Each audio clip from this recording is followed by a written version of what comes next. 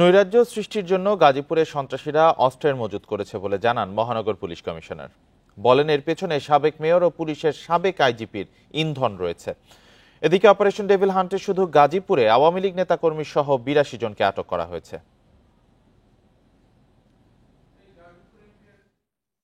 গাজীপুরে ধীরাশ্রমে ছাত্র জনতার উপর হামলার ঘটনার পর থেকে থমথমে পরিস্থিতি। আইন শৃঙ্খলা স্বাভাবিক রাখতে এবং সন্ত্রাস দমনে চলছে যৌথ বাহিনীর অপারেশন ডেভিল হান্ট। রাত থেকে শুরু হওয়া অভিযানে আওয়ামী লীগের অনেক নেতাকর্মীকে গ্রেপ্তার করা হয়েছে। পলাতক বড় বড় নেতাদের ধরতে চেষ্টা চলছে বলেও জানান police commissioner. Operation devil hunt নামে একটি অপারেশন চালু করেছেন। সেই অপারেশনের অংশ হিসাবে আমরা যৌথ বাহিনী অপারেশন চালিয়ে যাচ্ছি। আমরা আশা করছি গাজীপুরে তারা প্রচুর পরিমাণে অস্ত্র ঢুকিয়েছে। তিনি বলেন, সামাজিক যোগাযোগ মাধ্যমে সক্রিয় থেকে দেশের সন্ত্রাসী কর্মকাণ্ডে নেতাকর্মীদের উস্কে দেওয়া হচ্ছে, মজুত করা হচ্ছে অস্ত্রের। গাজীপুরের সাবেক মেয়র এবং সাবেক আইজিপির বিরুদ্ধেও অভিযোগ তার। যারা যখন ডিক্লেয়ার দিয়ে জনগণকে ঘুমাতে দিবে না, জনগণকে প্রতিপক্ষ ভেবে জনগণকে শান্তি দিবে না এই কথা বলে, তখন পুলিশের জন্য এটি একটি চ্যালেঞ্জের ব্যাপার হয়ে যায়। অশান্ত করতে চায় জনগণকে, অস্বস্তি করতে চায় জনগণকে, ঘুমাতে দিতে চায় না, তাদেরকে সমীচীন জবাব আমরা দিতে চাই। এদিকে সন্ত্রাসীদের ঠেকাতে পুলিশ প্রশাসনের সাথে মাঠে রয়েছেন বৈষম্য বিরোধী ছাত্র আন্দোলন ও জাতীয় নাগরিক কমিটির সদস্যরা। তাদের এই হুমকির বিরুদ্ধে আমরা একতাবদ্ধ হয়ে এবং প্রতিরোধ করার জন্য সবসময় কাজ করে যাচ্ছি। ধীরাশ্রমের সাবেক মন্ত্রী মোজাম্মেল হকের বাড়ির আশপাশে গ্রেপ্তার আতঙ্কে এলাকা ছেড়েছেন অনেকেই। বেশিরভাগ বাড়ি ঘরে ঝুলছে তালা। রেজওয়ানুল হক, ইন্ডিপেন্ডেন্ট নিউজ, গাজীপুর। গাজীপুরের শ্রীপুর থেকে সিরাজগঞ্জ ৬ আসনের সাবেক সংসদ সদস্য চয়ন ইসলামকে গ্রেপ্তার করেছে শ্রীপুর থানা পুলিশ। রাত ১২টার দিকে উপজেলার টেপির বাড়ি গ্রামের মাটির মসজিদ এলাকা থেকে তাকে গ্রেপ্তার করা হয়। স্থানীয়রা জানান, গাজীপুরের শ্রীপুর উপজেলার টেপির বাড়ি গ্রামের একটি ফ্ল্যাটে দীর্ঘদিন আত্মগোপনে ছিলেন সিরাজগঞ্জ ৬ আসনের সংসদ সদস্য চয়ন ইসলাম। বৈষম্য বিরোধী ছাত্র আন্দোলনের নেতাদের মাধ্যমে খবর পেয়ে রাত 11:30টার পর ওই বহুতল বাড়িটি ঘেরাও করে পুলিশ। পরে বাড়িটির 4 ভবনের একটি ফ্ল্যাট থেকে আওয়ামী লীগের সাবেক সংসদ সদস্য চয়ন ইসলামকে গ্রেপ্তার করে শ্রীপুর থানায় নিয়ে যাওয়া হয়।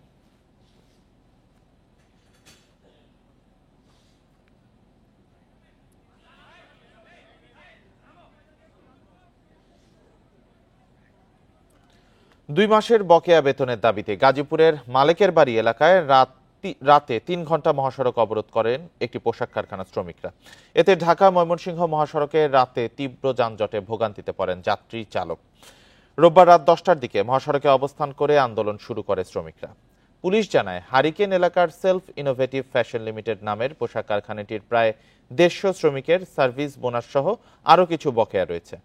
এ নিয়ে রোববার সকালে টঙ্গীতে সভায় কোনো সিদ্ধান্ত না হয় শ্রমিকেরা মহাসড়ক অবরোধ করেন। পরে শিল্প পুলিশের আশ্বাসে মধ্যরাতে শ্রমিকরা সড়ক ছাড়লে স্বাভাবিক হতে শুরু করে পরিস্থিতি। সংস্কারের সুপারিশ নিয়ে জাতীয় ঐকমত্য কমিশনের বৈঠক আগামী সপ্তাহে। এরপরই রাজনৈতিক দলগুলোর সঙ্গে আলোচনার ভিত্তিতে তৈরি হবে জুলাই চার্টার, যার আলোকে সুপারিশগুলো বাস্তবায়ন করা হবে। এদিকে প্রশাসনকে ঢেলে সাজানোর জোর দাবি ছাত্র নেতাদের। একই সঙ্গে দ্রুততম সময়ে জুলাই গণ অভ্যুত্থানে হত্যাকাণ্ডের বিচার চান তারা। ছাত্র জনতার অভ্যুত্থানে স্বৈর শাসনের পতনের পর ভেঙে পড়া রাষ্ট্র কাঠামো ঢেলে সাজাতে 6টি সংস্কার কমিশন গঠন করে অধ্যাপক ইউনূসের অন্তর্বর্তী সরকার। নির্বাচন ব্যবস্থা, পুলিশ প্রশাসন, বিচার বিভাগ, দুর্নীতি দমন, জনপ্রশাসন ও সংবিধান সংস্কার কমিশনের পূর্ণাঙ্গ প্রতিবেদন এরই মধ্যে প্রকাশ হয়েছে। এতে প্রধানমন্ত্রী ও রাষ্ট্রপতির ক্ষমতায় ভারসাম্য, জনপ্রশাসনের পদোন্নতি, পুলিশের নিরপেক্ষতা ও জবাবদিহিতা বাড়ানো সহ 2000-এর মতো সুপারিশ করা হয়। প্রধান উপদেষ্টার কার্যালয় বলছে, এসব সুপারিশ নিয়ে ঐকমত্য কমিশনের বৈঠক শিগগিরই। রাজনৈতিক দলের সাথে আলোচনার পর ঐকমত্যের ভিত্তিতে জুলাই চার্টার, এর আলোকেই সংস্কার সুপারিশ বাস্তবায়ন। ন্যাশনাল কনসেনসাস কমিশন, এটার কাজটা হবে হচ্ছে যে তারা পলিটিক্যাল পার্টিগুলোর সাথে বা স্টেক হোল্ডারগুলোর সাথে এই যে 6টা কমিশনের যে রিপোর্ট হলো সেই রিপোর্টগুলো নিয়ে বসা। বৈষম্য বিরোধী ছাত্র আন্দোলন নেতারা বলছেন অনেক কাজের বাধাই আমলাতন্ত্র, আমলাদের অনেকেই সরকারকে সহযোগিতা করছেন না। তাই সবার আগে দরকার প্রশাসনের সংস্কার। আমলাতন্ত্রের বর্তমান ব্যবস্থায় রাষ্ট্র পরিচালনা কঠিন। যেই সরকারই আসুক না কেন, তাদের যে ম্যান্ডেটই থাকুক না কেন, তাদের যতগুলো কর্মসূচি থাকুক না কেন, যদি আপনার এই বিদ্যমান এই দেউলিয়াত্বপূর্ণ এবং এই রুলিং মেন্টালিটি সম্পন্ন আমলাতন্ত্র থাকে, কোনো রাজনৈতিক দলই প্রপারলি ফাংশন করতে পারবে না, কোনো সরকারই প্রপারলি ফাংশন করতে পারবে না। রাজনৈতিক বিশ্লেষকরা বলছেন সংস্কারের পাশাপাশি জুলাই গণহত্যায় জড়িতদের দ্রুত বিচার করতে হবে। সবার আগে প্রয়োজন ফ্যাসিবাদ বিরোধী রাজনৈতিক ঐক্য। এই ভয়ঙ্কর অভিজ্ঞতার পরে কি আমরা কখনো ভাবতে পারি যে আমরা আবার সেই ধরনের একটা কারাগারের মধ্যে পড়ে যাই? একটা স্বৈরতান্ত্রিক যে কর্তৃত্ববাদী ফেসিবাদী সমাজ ব্যবস্থা আমরা ছিলাম, সেই ফেসিবাদী কর্তৃত্ববাদী সমাজ ব্যবস্থা থেকে আমরা মুক্তি চাই, এবং সেই মুক্তি চাওয়ার ক্ষেত্রে আমাদের ঐক্য লাগবেই। গত 16 বছরের গুম খুন ভোটাধিকার হরণে জড়িতদের কঠোর শাস্তির আওতায় আনার পরামর্শ বিশেষজ্ঞদের। নূরে আলম, ইন্ডিপেন্ডেন্ট নিউজ, ঢাকা। শেখ হাসিনার তৈরি করা ফাঁদে পা না দেওয়ার আহ্বান জানিয়েছেন বিএনপি মহাসচিব মির্জা ফখরুল। যুক্তরাষ্ট্র থেকে ফিরে বিমানবন্দরে তিনি আরও জানান, অপারেশন ডেভিল হান্টকে স্বাগত জানিয়েছে বিএনপি। এদিকে নজরুল ইসলাম খান জানিয়েছেন, কোন সংস্কার সুষ্ঠু নির্বাচনের পথে বাধা হলে বিরোধিতা করা হবে। নির্বাচন কমিশনের সঙ্গে বৈঠকে এই কথা বলেন তিনি। রোববার বিকেলে যুক্তরাষ্ট্র থেকে ঢাকায় আসেন বিএনপি মহাসচিব মির্জা ফখরুল ইসলাম আলমগীর। সঙ্গে ছিলেন স্থায়ী কমিটির সদস্য আমির খসরু মাহমুদ চৌধুরী। এ সময় দেশের চলমান পরিস্থিতি নিয়ে উদ্বেগ প্রকাশ করেন বিএনপি মহাসচিব। বিশৃঙ্খলার জন্য শেখ হাসিনাকে দুষছেন তিনি। হাসিনার পাতা ফাঁদে আমরা যেন ফাঁদে পা না দিই। আজকে দেশে স্থিতিশীলতা বিনষ্ট হচ্ছে, অস্থিরতা সৃষ্টি হচ্ছে। এর জন্যে সম্পূর্ণভাবে হাসিনার যে ফ্যাসিস্ট যে রেজিম ছিল, সেই রেজিমই তার জন্য দায়ী। আজকে আমাদেরকে অত্যন্ত সাবধানতার সঙ্গে পা ফেলতে হবে। এদিকে নির্বাচন কমিশনের সঙ্গে বৈঠক করেছে বিএনপির একটি প্রতিনিধি দল। পরে দলটির স্থায়ী কমিটির সদস্য নজরুল ইসলাম খান বলেন, সংস্কার কমিশনের কোনো প্রস্তাব সুষ্ঠু নির্বাচনের পথে বাধা হলে প্রতিরোধ করা হবে। সংস্কার কমিশনের কোনো প্রস্তাব সুষ্ঠু নির্বাচনের পথে অন্তরায়, ওটা তো নির্বাচন কমিশন কেন, আমরাও বাধা দেব। কিন্তু এই বিষয়টা তাদের সঙ্গে আলাপের কিছু নয়, এটা তো কোনো কোলাবোরেশনের ব্যাপার না। এটা তাদের মতামত তারা বলবে, আমাদের মতামত আমরা বলবো। এর আগে জাতীয় প্রেস ক্লাবে এক আলোচনা সভায় যোগ দেন বিএনপির স্থায়ী কমিটির সদস্য গয়েশ্বর চন্দ্র রায়। তিনি মন্তব্য করেন, সরকার রাষ্ট্র পরিচালনায় কতটুকু যোগ্য তা 6 মাসেই প্রমাণ হয়েছে। আমরা কিন্তু ন্যায় বিচারের জন্য লড়াই করছি, আমরা বিচারের আওতায় আনতে চাই, আমরা শেখ হাসিনা দেশে ফিরে আনতে চাই। এটা চলমান প্রক্রিয়া থাকবে আইনের দৃষ্টিতে, বিচারের দৃষ্টিতে। কিন্তু যতক্ষণ হাসিনাকে আমি আনতে পারবো না, তাই বলে আমি নির্বাচন করবো না, এমন কোনো দাবি না। দাবি আদায়ে বিএনপি আবারও রাজপথে নামতে প্রস্তুত বলেও হুঁশিয়ারি দেন বিএনপির এই নেতা। Jahanara Parvin, Independent News, Dhaka. দেশে বর্তমান পরিস্থিতিতে নির্বাচন হলে নির্বাচনী গণহত্যা হবে বলে মন্তব্য করেছেন জামায়াতে ইসলামের আমির ডাক্তার শফিকুর রহমান। এজন্য মৌলিক সংস্কার শেষে নির্বাচন দেওয়ার দাবি জানান তিনি। রোববার সন্ধ্যায় সিলেট মহানগর জামায়াতের উদ্যোগে শিক্ষা উপকরণ বিতরণ অনুষ্ঠানে তিনি আরও বলেন, নির্বাচন সবাই চায়, তবে মৌলিক সংস্কার না হলে সুষ্ঠু নির্বাচন সম্ভব নয়। জামাত কোনো বিশৃঙ্খলা পরিস্থিতিকে সমর্থন করে না জানিয়ে তিনি বলেন, রাজনৈতিক নেতাদের সিদ্ধান্ত যখন সঠিক হবে তখনই আইন শৃঙ্খলা সহ সব পরিস্থিতি স্বাভাবিক হবে। প্রকৃত ডেভিলদের ধরা গেলে অপারেশন ডেভিল হান্টে দেশের জনগণ পাশে থাকবে বলেও জানান তিনি। মৌলিক কিছু সংস্কার করতে হবে, না করলে সুষ্ঠু নির্বাচন করা সম্ভব না। এই অবস্থায় যদি একটা নির্বাচন দেওয়া হয়, এটা নির্বাচনের জেনোসাইড, নির্বাচন গণহত্যা হবে। আমরা এটা চাই। আমরা চাই গণহত্যার পরে একটা সুষ্ঠু নির্বাচনের পরিবেশ সৃষ্টি করে তারপরে নির্বাচন দেওয়া।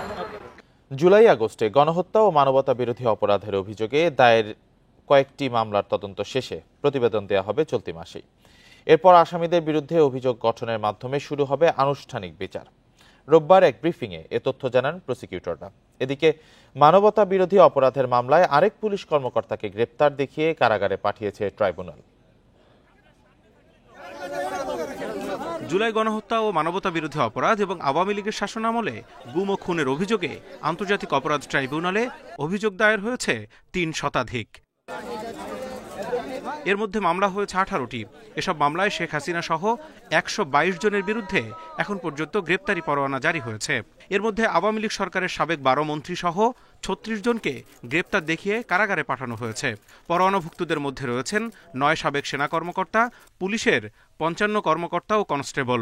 প্রসিকিউশন টিম এবং তদন্ত সংস্থা আমরা দিন রাত কাজ করছি জুলাই গণঅভ্যুত্থানে সংগঠিত অপরাধের বিচার করার জন্য, এবং আমরা আশা করছি যে এই মাসের ভেতরে আমরা কয়েকটি তদন্ত প্রতিবেদন সমাপ্ত করে চিফ প্রসিকিউটর মহোদয়ের দপ্তরে তদন্ত সংস্থা জমা দিতে পারবেন বলে আমরা আশা করছি। ছাত্র জনতার আন্দোলনে উত্তরা, রামপুরা ও গুলশানে নির্বিচারে গুলি ও মানবতা বিরোধী অপরাধের অভিযোগে 2 পুলিশ কর্মকর্তা সহ আরও 7 জনের বিরুদ্ধে গ্রেপ্তারি পরোয়ানা জারি করেছে আদালত।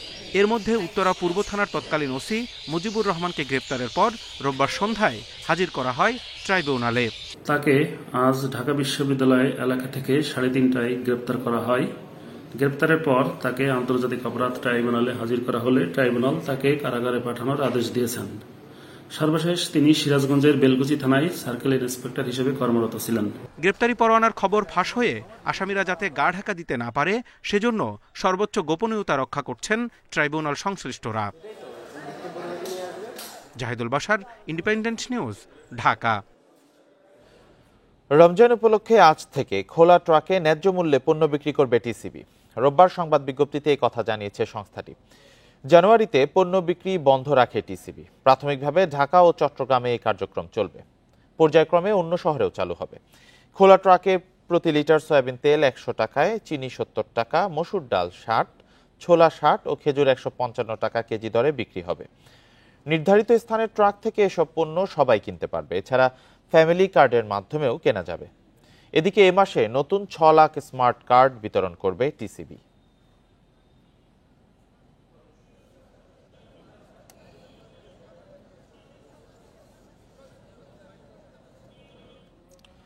ক্ষমতাচ্যুত আওয়ামী লীগ সরকারের আমলে বঞ্চিত ও বাধ্যতামূলক অবসরে পাঠানো 764 কর্মকর্তাকে পদোন্নতি দিয়ে প্রজ্ঞাপন জারি করেছে জনপ্রশাসন মন্ত্রণালয়। 119 জন সচিব পদে পদোন্নতি পেয়েছেন। এছাড়াও গ্রেড 1 পদে 41, অতিরিক্ত সচিব 528 জন, যুগ্ম সচিব 72 জন ও উপসচিব পদে 4 জনকে পদোন্নতি দেওয়া হয়। সাবেক অর্থ সচিব জাকির আহমেদ খানের নেতৃত্বে গঠিত কমিটির সুপারিশে সিদ্ধান্ত নেওয়া হয়। আওয়ামী লীগের আমলে সরকারি চাকরিতে বঞ্চনার শিকার কর্মকর্তাদের আবেদন পর্যালোচনা করে সুপারিশ প্রণয়নের জন্য এ কমিটি গঠন করা হয়েছে। কমিটির কাছে মোট 1540টি আবেদন জমা পড়েছিল। যাচাই বাছাই করে কমিটি 464 জনের পদোন্নতি দেওয়ার সুপারিশ করে।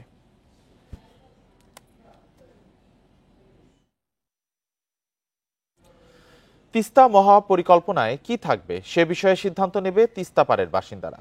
আপাতত ভাঙন রোধে 45 কিলোমিটার বাঁধ নির্মাণ করা হবে বলে জানিয়েছেন পানি সম্পদ, বন ও জলবায়ু বিষয়ক উপদেষ্টা সৈয়দা রিজওয়ানা হাসান।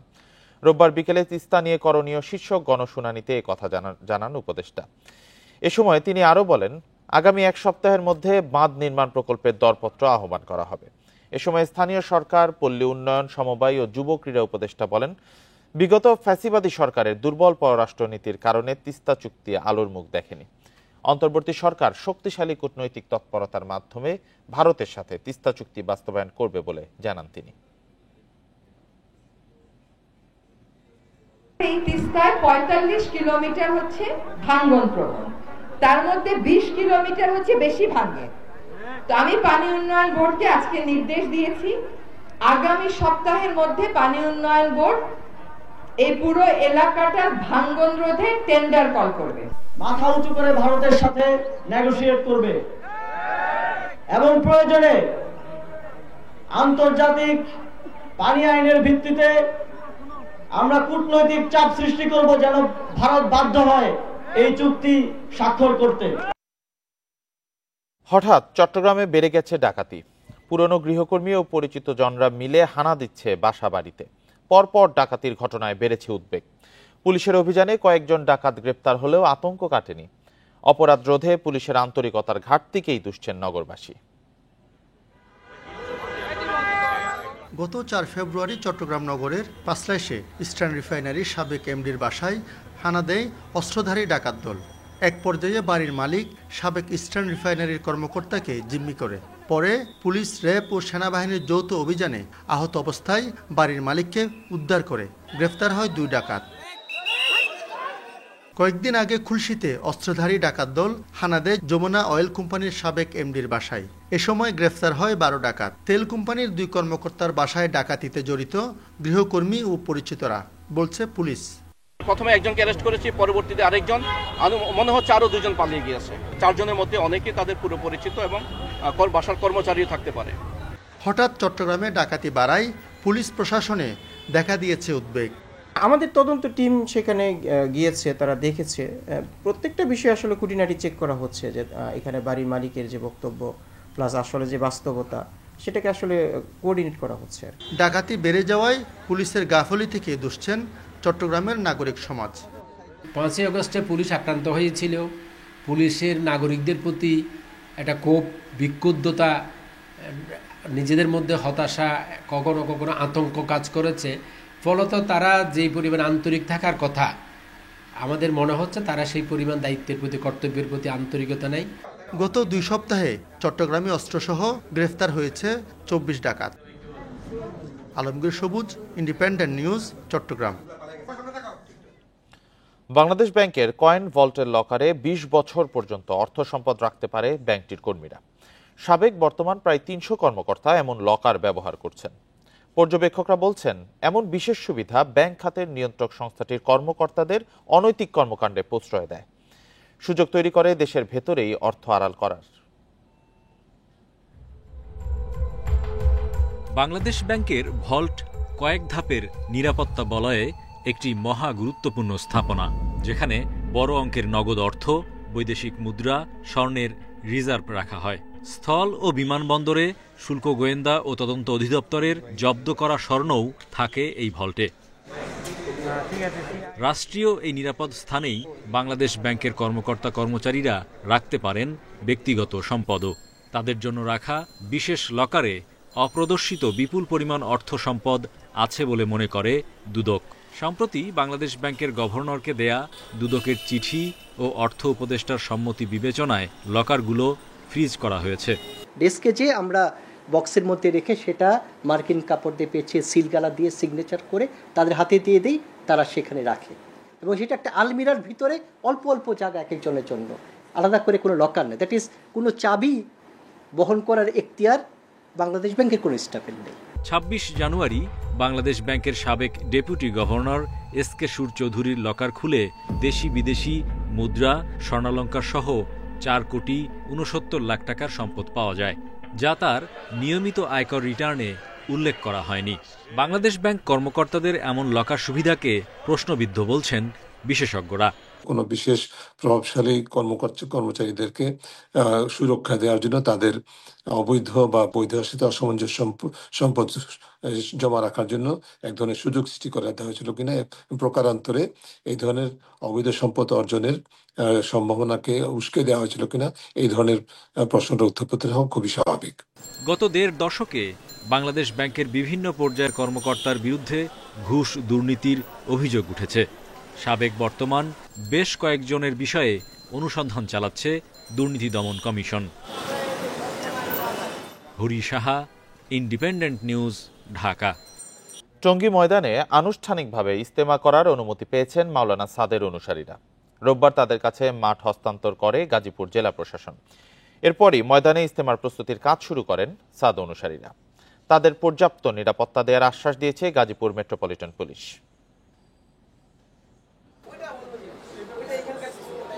14 ফেব্রুয়ারি শুরু হচ্ছে বিশ্ব ইজতেমার 3য় পর্ব। আয়োজনে মাওলানা সাদের অনুসারীরা।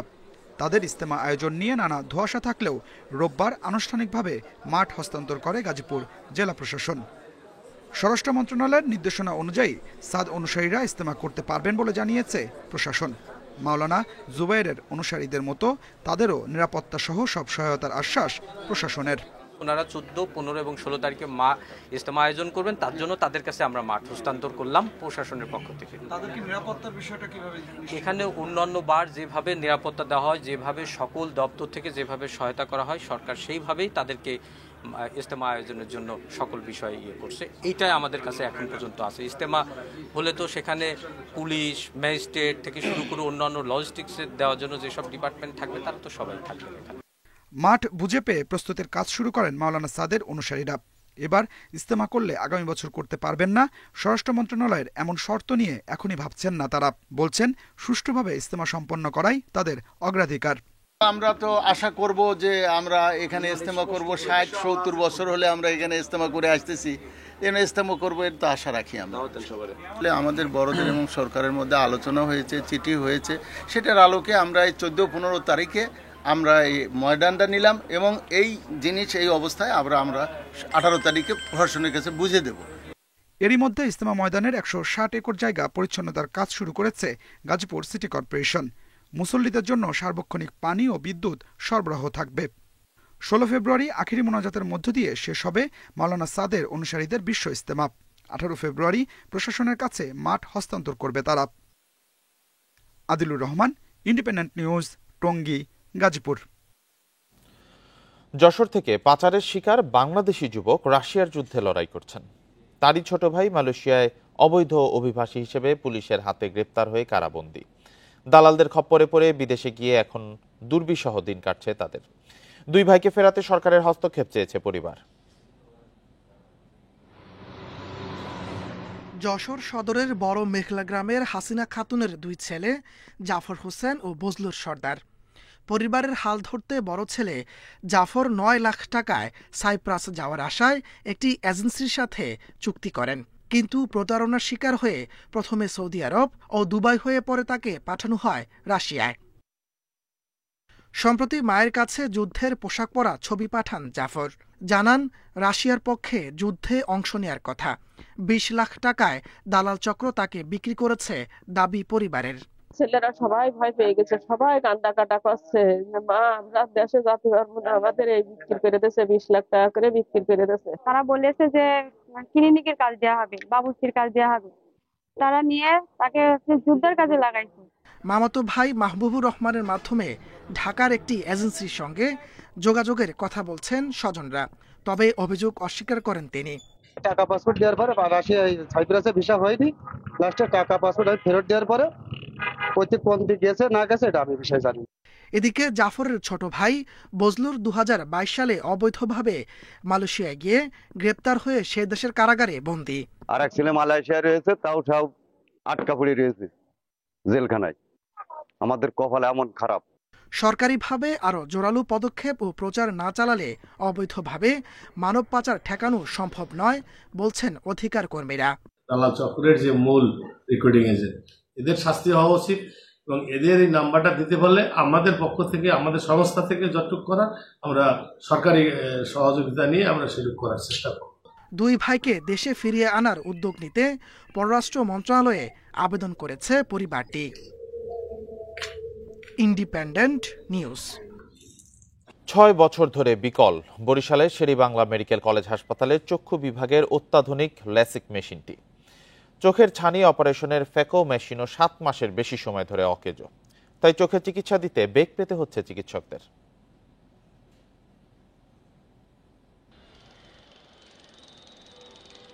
বরিশালের শেরেবাংলা মেডিকেল কলেজ হাসপাতালের চক্ষু বিভাগে ল্যাসিক মেশিন সংযোজন হয় 2014 সালে।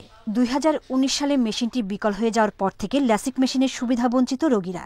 আর চোখের ছানি অপারেশনের ফ্যাকো মেশিনটি অকেজো গত বছরের জুন থেকে। আমরা গরিব মানুষ, আমাদের তো অত টাকা খরচা করে ছানি অপারেশন করা সম্ভব না। যদি মেডিকেলে এটা ভালো মেশিন থাকতো তো আমাদের জন্য অনেক সুবিধা হইতো। অপারেশন আমি শুনছি নাকি হাতে অপারেশন করে, তো আমার একটু ভয় লাগতেছে। চিকিৎসকরা বলছেন ল্যাসিক ও ফ্যাকো মেশিন অকার্যকর থাকায় রোগীদের কাঙ্ক্ষিত সেবা দিতে পারছেন না তারা। ফ্যাকো সার্জারিটা আমরা পৌঁছে দিতে পারতেছি না, তবে আমাদের এখানে অ্যাভারেজ 15-20 জন ছানি রোগী আসে, তো আমরা সেটা নর্মাল ওইটা আগে যে কনভেনশনাল যে পদ্ধতি ছিল সেই পদ্ধতিতে আমরা অপারেশন করে দিচ্ছি। হাসপাতাল কর্তৃপক্ষ জানিয়েছে ল্যাসিক মেশিনটি আর চালু করা সম্ভব নয়, তবে দ্রুত ফ্যাকো মেশিনটি চালুর উদ্যোগের কথা জানিয়েছে কর্তৃপক্ষ। এটা ধরেন নিয়ে চালাতে পারবে, মানে আমাদের অন্য কোনো হায়ার সেন্টারে বা এনআইওতে, তাহলে সেখানে আমরা ট্রান্সফার করার চিন্তা ভাবনা করব। আর একটা হলো যে ফ্যাকো মেশিন, সেটা তো ফ্যাকো মেশিনতে আমাদের অনেক ফ্যাকো হয়েছে, বর্তমানে আমাদের ক্যাসেট নেই, ক্যাসেট চলে আসবে কিছুদিনের মধ্যে, আসলে নতুন করে চালু হবে। বরিশাল শেরেবাংলা মেডিকেল কলেজ হাসপাতালের চক্ষু বিভাগে দিনে গড়ে রোগী ভর্তি হন 15 জন, আর বহির্বিভাগে চিকিৎসা নেন 160 রোগী। Independent news. জাগাচ্ছে খুলনা অঞ্চলের চিংড়ি রপ্তানি। আগের অর্থবছরের চেয়ে চলতি অর্থবছরের প্রথম 6 মাসে রপ্তানি ও আয় দুটোই বেড়েছে। ব্যবসায়ীরা বলছেন মাছ সংকট সহ নানা কারণে সক্ষমতার তুলনায় কম রপ্তানি হচ্ছে। মৎস্য অধিদপ্তর বলছে রপ্তানি বাড়ার ধারাবাহিকতা ধরে রাখতে আধুনিক পদ্ধতির চাষে উদ্বুদ্ধ করা হচ্ছে চাষিদের। করোনা পরিস্থিতি সহ নানা সংকটে 2020-21 অর্থবছর থেকে কমে যায় দক্ষিণাঞ্চলের চিংড়ি ও সাদা মাছ রপ্তানি। তবে 2 বছর পর এবার তা বেড়েছে। চলতি অর্থবছরের প্রথম 6 মাসে দক্ষিণাঞ্চল থেকে চিংড়ি রপ্তানি হয়েছে 11,318 টন, যা 2022-23 অর্থবছরের একই সময়ের তুলনায় 2,100 টন বেশি। এতে আয় হয়েছে 11,318 কোটি টাকা। ইউরোপের অর্থনীতি ঘুরে দাঁড়াতে শুরু করায় এই প্রবৃদ্ধি, বলছে মৎস্য বিভাগ।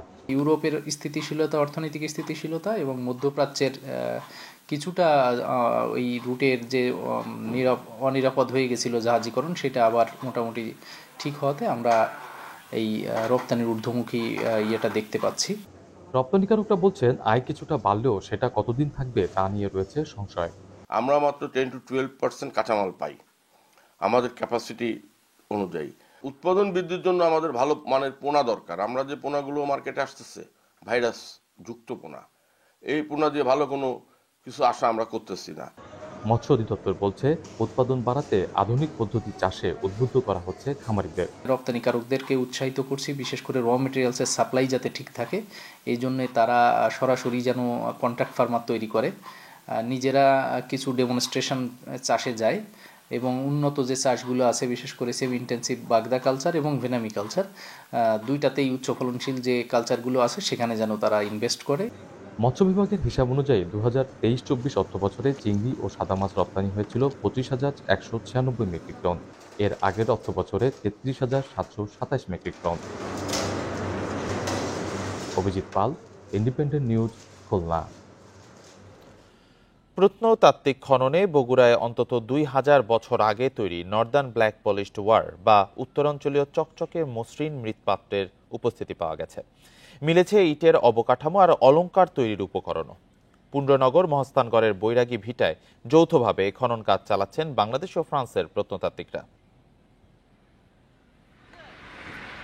যৌথ উদ্যোগের ধারাবাহিক খনন কাজ এটি এবারের পর্যায়ে শুরু হয় গেল 18 জানুয়ারি, চলবে আগামী 15 ফেব্রুয়ারি অবধি। দুই দেশের প্রত্নতাত্ত্বিকদের চমকে দিয়ে শুরুতেই ইটের দেয়ালের নিচে মিলেছে বিপুল সংখ্যক NBPWর ভাঙ্গাচোরা অংশ, যা এই অঞ্চলে আগে কখনো পাওয়া যায়নি। গঠন, আকৃতি সহ আনুষঙ্গিক তথ্য প্রমাণ বলছে এসব প্রায় 2500 বছরের পুরনো। খননে আরও পাওয়া যায় কাঁচের তৈরি পুঁথি, পোড়ামাটির গুটিকা, প্রাচীন ইটের দেয়াল, পোড়ামাটির রিং দিয়ে তৈরি কূপ আর পানি নিষ্কাশনের টেকসই প্রযুক্তি, ইটের তৈরি ড্রেন। গুরুত্বপূর্ণ এইসব স্মারক উন্মোচন করেছে ইতিহাস, ঐতিহ্য আর সংস্কৃতির নয়া দিগন্ত। বাঙ্গা আলাদা রিংওয়েল আছে, রিংওয়েল কোহা, তারপরে বড় বড় স্তূপা আছে, এর ভিতরে আরেক কোহা আছে। এ দফায় মাটি খুঁড়ছে বাংলাদেশ ও ফ্রান্সের 12 সদস্যের দল। শুরুতেই সমতলের একটু নিচেই সন্ধান মেলে ইটে তৈরি অবকাঠামো সহ নানা প্রত্নতাত্ত্বিক নিদর্শনের। আমরা একটা ring well, terracotta ring well যাকে বলা হয়, বা পোড়ামাটির তৈরি কূপের একটা সন্ধান পাওয়া গেছে এবং এখানে প্রচুর পরিমাণ মূল্যবান পাথরের গুটিকা, পোড়ামাটির বল এবং বিভিন্ন ধরনের মৃৎপাত্রের ভাঙ্গা অংশ পাওয়া গেছে। দেশের সবচেয়ে প্রাচীন এই দুর্গ নগরীতে আগেও খননের সময় পাওয়া গেছে মৌর্য পূর্ব, মৌর্য, গুপ্ত, পাল, সেন ও মুসলিম আমলের প্রত্নতাত্ত্বিক নিদর্শন সমূহ। এ কারণে দুর্গ নগরীটি সংরক্ষণ ও খননের গুরুত্ব অনেক, বলছেন প্রত্নতাত্ত্বিকরা। এই যে NBPW যেটাকে বলছি বিশেষ ধরনের মৃৎপাত্র, এটা যে লেয়ারে পাওয়া যাচ্ছে এটা প্রমাণ করে যে এটা খ্রিস্টপূর্ব 3য় বা 4র্থ শতকের সময়কালের এটা একটা কালচারাল হেরিটেজ হিসেবে এটা ব্যবহৃত হয়েছে। মহাস্থানে প্রথম খনন শুরু হয় 1928 সালে।